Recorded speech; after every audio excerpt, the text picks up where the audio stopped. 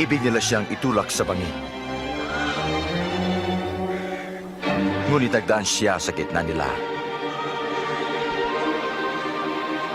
Umalis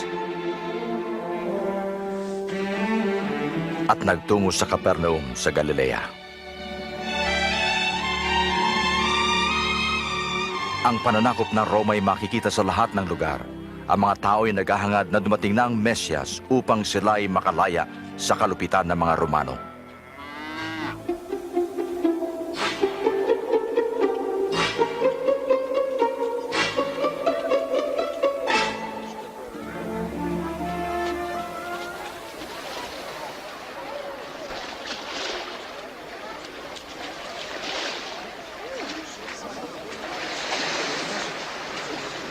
Sumayo ang kapayapaan. Sa inyo rin.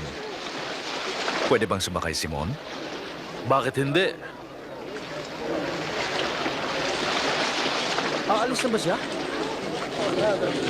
Mangaral ka sa amin! Jesus! Mangaral ka sa amin! Pangaral ka sa amin, Jesus!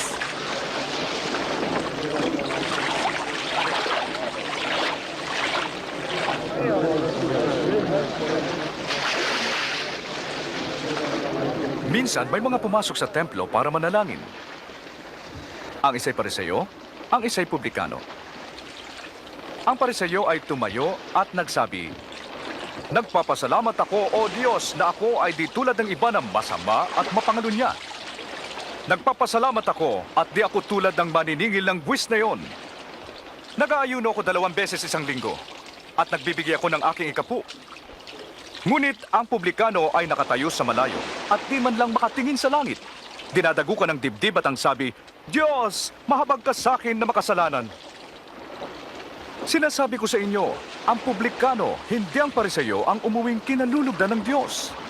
Sapagkat ang sino mang nagpapakataas ay ibababa. At ang nagpapakababa ay itataas. Pumunta